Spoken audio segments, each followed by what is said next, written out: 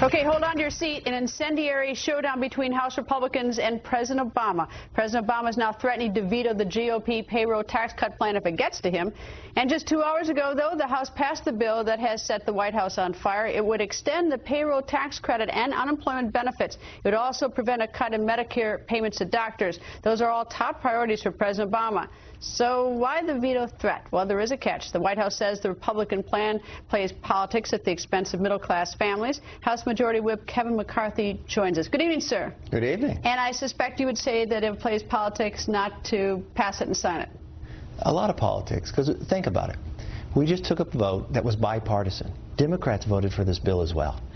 It takes things that the president asked for. It takes things that Republican asked for. And lo and behold, that's how the founders created the government. That's how they created it. Now, nothing ever moves in the Senate, but it's sitting on the Senate Democrats. The only thing that's holding America back from a tax increase on the middle class is the Senate Democrats. All right, explain to me how this process is going to go, because it hasn't made it to the president's desk. It's first got to go through the Senate.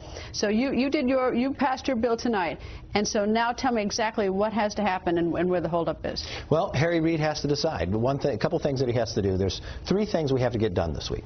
You have the one bill that takes payroll, the payroll tax. If not by December 31st, everyone's taxes go up on their payroll tax. Unemployment, it goes away, swoops back by December 31st. We bring greater accountability into it. The doctor fix, what happens is, come the end of the year, 27% cut to doctors and Medicare. So that's going to affect individuals getting their health care. Then we put in there also Keystone. We don't tell the president that he has to say yes to Keystone. We just say you have to make a decision. You know why? Today in Arkansas, in Tim Griffin's district, he hands me an article.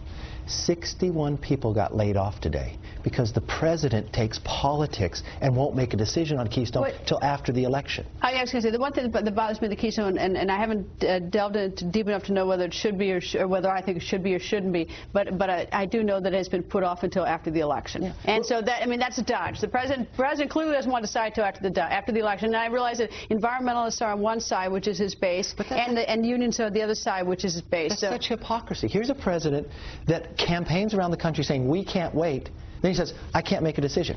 This is a pipeline that comes from Canada that go all the way down to Louisiana. Supply energy, make our energy price lower. And you know what Canada says if we don't make the decision? They'll sell it to China. Well, this would create more than 100,000 jobs. It could be decided before the election. That's a given. That's a given. It's all over politics. He does not want to make a decision. Now, this is a pattern of behavior. When he was in the Senate, his #1 vote was to abstain. All right, let me go back to that. Now, so what is Senator Harry Reid, the majority leader, going to do with your bill? Well, we don't know, but it's now sitting on his lap. All the determination of what takes place is whether he'll take it up and move it. Now, an interesting thing happened. We have appropriation bills where you go through with each department. Something different has happened now that Republicans have taken over. We've gone back to, remember, I'm just a bill on Capitol Hill. The House passes some, the Senate passes something, then you go to conference. Right. That hasn't happened in 4 years. So we just went to conference for the last 4 months. Individuals have been working. An agreement. Republicans and Democrats shook hands, came to agreement on spending, accountability, and everything. On this bill. On this bill. And just as the conferees have to sign it, Harry Reid said, no, do not sign it. Why not? Why does he? Why? Is it because of the Keystone provision? No, this has nothing to do with Keystone. This is a whole other bill. This is the funding of government. Why did he do that?